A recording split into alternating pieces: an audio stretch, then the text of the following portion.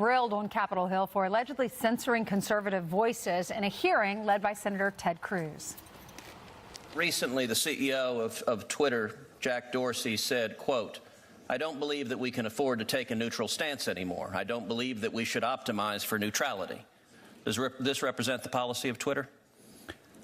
I have not seen that quote, sir. Do you agree with it? That is not how he is building the platform. All right, here to react, nationally syndicated radio host, the Dana of the Dana Lash Show, Dana Lash herself. Dana, did you feel as though they got a successful grilling yesterday? Did the Twitter executive? Well, good morning to you all. I definitely think that there were some very interesting questions that were asked that seem to be, the answers to those questions seem to be a little different to the ones that they've been asked previously.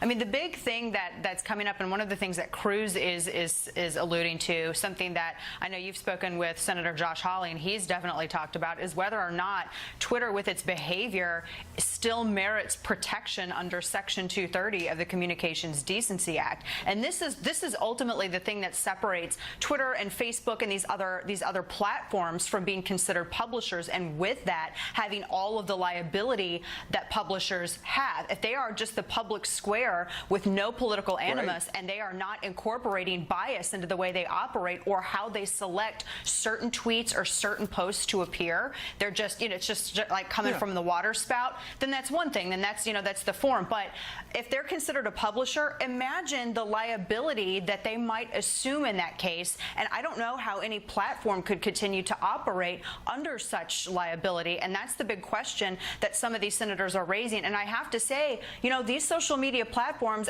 I'm a small government person. I don't want the government to regulate things. However, they're not helping themselves at all with their behavior and the way that they're answering some of the questions. Because, Dana, that particular provision you're talking about that limited the liability that they would incur if they were sued, right? The government started that back in the day to help grow the internet. Well, now the internet's gigantic, and they've got to figure out how to regulate it. Right.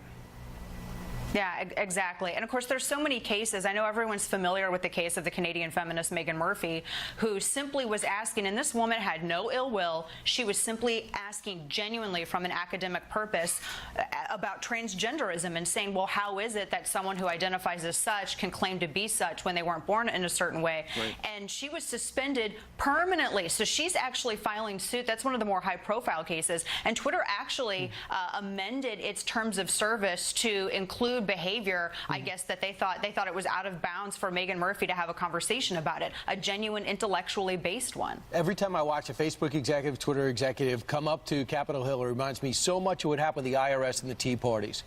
Tea Party had so much success in 2010, sidelining President Obama's agenda. So in 2012, he wanted to make sure that didn't happen, you would think, some would theorize, and the IRS starts scrutinizing these Tea Party organizations. And as that scrutiny was underway, these Tea Party organizations never got underway. Therefore, they had no impact. Right. The investigation petered out. Guess what? These Facebook and Twitter had so much to do with the president's success, and now so much of his support is being sidelined while executives seem to deny it. So they're getting what they want, playing out the clock and showing up in hearings like this, but nothing changes, and the election gets closer and closer. Yeah, it's all about changing that company culture. I mean, I appreciate that Jack Dorsey is, having a conversation about it, and how much of that is motivated by genuine concern for fairness represented on his platform. He's the only one who knows that. But I just wish that culture at Twitter has changed, because you can't look at the number of accounts that have been suspended and the way things are promoted. I mean, just really, case in point, what was it? I think that Planned Parenthood spent something like $126 million on ads. This was on Twitter, I believe, just last month, where Live Action's banned from being able to purchase any ads at all whatsoever. Look what happened to the Unplanned movie, their Twitter account on opening weekend. So there's a lot of examples of this that they really need to explain a little bit better than algorithm mistakes. Yeah, they took down one of Mother Teresa's quotes because it was hate speech. Yeah, and Steve was interviewing the folks from Unplanned earlier, one of the producers, and he said Netflix, even though they did so well at the box office, they were number 4. And I think the top independent movie released this year, they're not putting them on Netflix. So definitely political agendas, it appears. Thanks so much, Dana. Good to see you. Very much so.